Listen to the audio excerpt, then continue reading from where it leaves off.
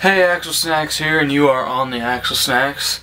Now today, I went to school, and I sort of had a thought, and it kind of centered around the idea that the school system is very useless lately, judging by the fact that most people aren't as educated as they should be, according to the various standards that we set in the Western world. So I came home, and I turned on Beck. I try to get some Beck in 2 or 3 times a week. What can I say? I enjoy watching him. Some things he says I absolutely disagree with. However, today if you watch the show, you know that he was talking about education and the way government is treating the way kids are taught and the way kids are being educated.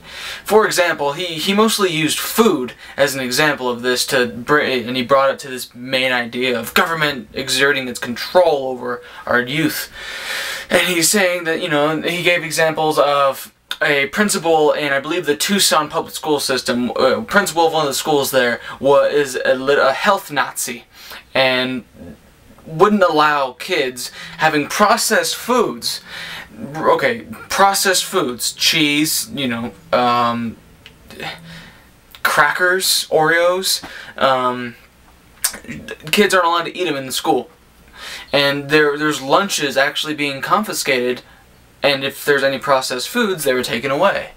And the principal justified this by saying you can't become obese by overeating on fruits and veggies, quote unquote. And that got me to think, well, yeah, that's true. That's a very good point. The way our system works today, it's literally babying our children. It's babying people in high school. It's treating us like we don't know how to solve problems on our own, and therefore we don't know how to solve problems on our own. So, I'm fairly certain that you, viewer, are aware of this, that the education system is not working, and it's not because of teachers, and it's not even because of students. It's because the way that things are being taught isn't working in the 21st century. So I come home, I'm home already, and I watch Beck, and I come upstairs and I go on YouTube, and I'm subscribed to RSA. So they just recently made this little education video, and this guy he's talking about how education was created in the 19th century, and it focuses on academia and non-academia, academia being you're smart and non-academia being you're not smart, and it focused on teaching methods around the Industrial Revolution. Now, if you know what the Industrial Revolution is, you know that it began almost 300 years ago, and you know that we are not in the Industrial Revolution anymore in Western society. We're in the information age, as they like to call it. The technology age, as some people like to call it. I don't know why they call it that. Information age is very appropriate because, as this guy mentioned, which is very true, our youth, and everyone, but specifically our youth, are being just blasted with these bits of information ranging from TV, to radio, to magazines, to advertisements on TV, the little 15-second to 30-second advertisements, quick. And, they always have little 4-minute, 5-minute segments of advertisements, and there's at least 20 or 30 or 40 different advertisements within each segment, and more kids are watching TV, more kids are on the internet. So you understand that people now, the youth, they have more information to look at. So when they go to this school, when they go to the public school system, these modern buildings and all these new methods of teaching all center around the original 19th century idea of education, which is academia equals smart and non-academia equals stupid. So then this guy went into a little study that was done on something called divergent thinking. And what divergent thinking is the capability to create. It is not necessarily creativity. He made a clear point of saying it is not a synonym of creativity. However, it is still it still leaves you the ability to create. So they did a test on kindergartners. And these kindergartners took this divergent thinking test, and they scored a 98%. 98% were considered genius when it came to divergent thinking. However, when they tested 8 to 10-year-olds, it was 50%. Now this is because the way our education system works, it's this is right, this is wrong. This is right, this is wrong. There is no gray area in education now. It is right or wrong, and that is sincerely the root of the problem. It's the whole system is absolutely archaic. It's almost ancient now when you compare it to the new methods that are being developed. This person brings up a very good point. He says that we should be treating people as individuals with respect to the group, whereas now we are sort of separating everyone from the group and judging them individually based on a group concept. It's absolutely, I don't know, it just seems arbitrary at best. You have teachers and you have public officials like the Department of the head of the Department of Education in the various cities and you know, the government, and these people are literally frowning upon new ways of thinking. It's all political now. The entire education system is now more political than ever before because we are literally trying to keep it the same. We are saying, oh, if we do it this way, it'll eventually work, and I'm sure you know the definition of insanity, which is doing the same thing over and over again expecting a different result. It's obviously not working. In fact, it's getting worse, and with the advent of information technology, this is ever more clear. You see, now that us, you know, immature little children, now that we have the capability of learning every single thing possible on the internet, anything that you can think of, we can learn it on the internet, alright? Instead of having to read a book, we can type it in on Google and find it within an instant. We don't need to sift through the pages of a dictionary. We don't need to look at the back of a math book for the answers. We can go on the internet. With that said, we need, as a society, we need to move with 21st century information technology. We need to move with the generations that are going to be the future, our future descendants. They're going to be the future. I'm not just talking about my generation, because my generation still has these concepts of old thinking, because Generation X and the baby boomers are still alive. You know?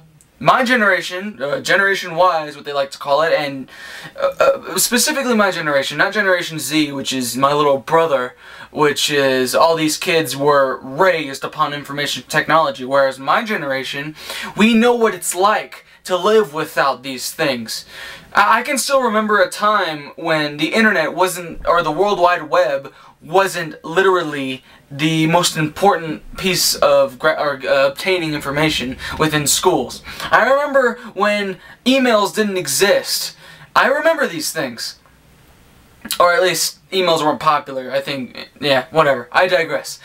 What my point is that the future generations after me, or after my generation, will not understand these concepts. They will not understand the concept of no email.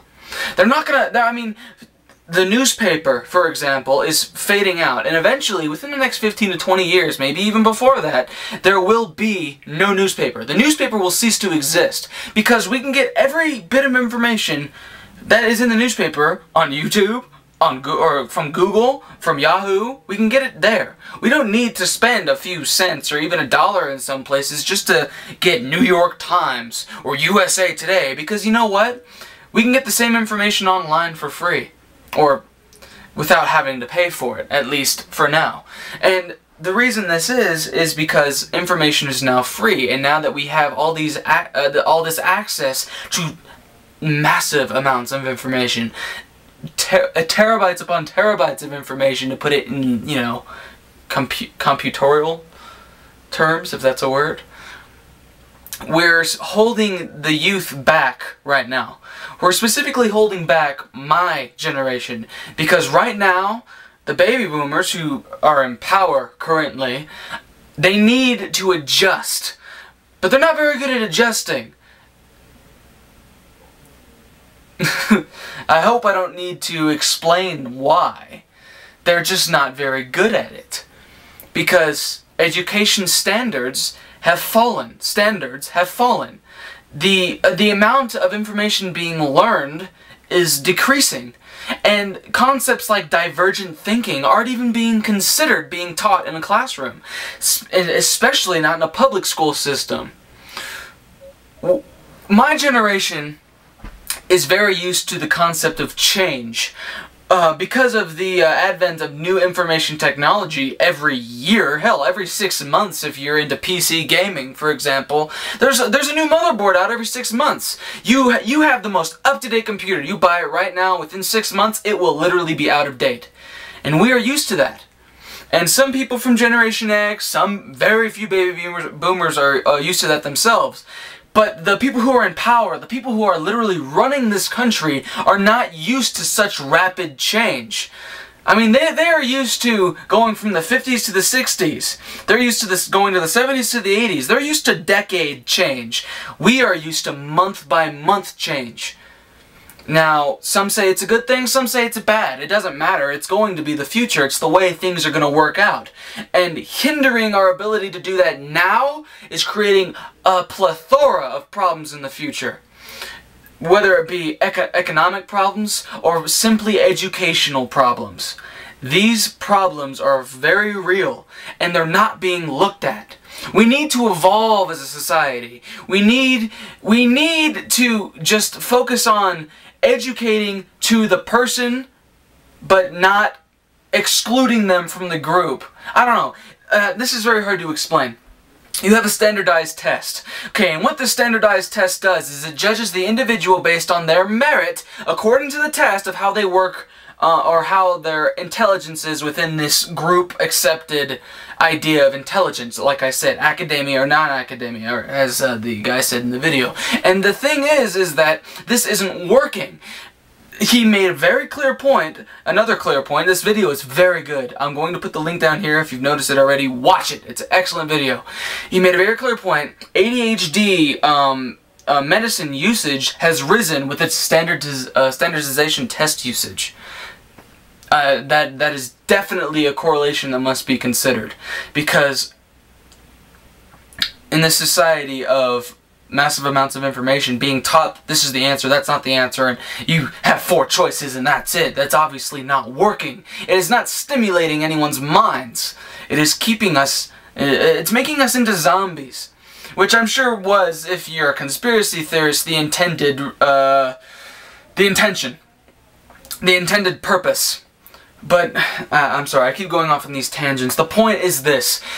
Education is archaic. The educational, or the public school system, the educational public school system, as of now, is failing. Because it's old. And there's nothing wrong with it. It served its purpose. But right now, keeping it as important as it is today, keeping it at the certain pace it's going, or teaching the certain methods it's teaching, or you know, refraining kids from being as creative as they can, it obviously needs change, and it obviously needs change soon.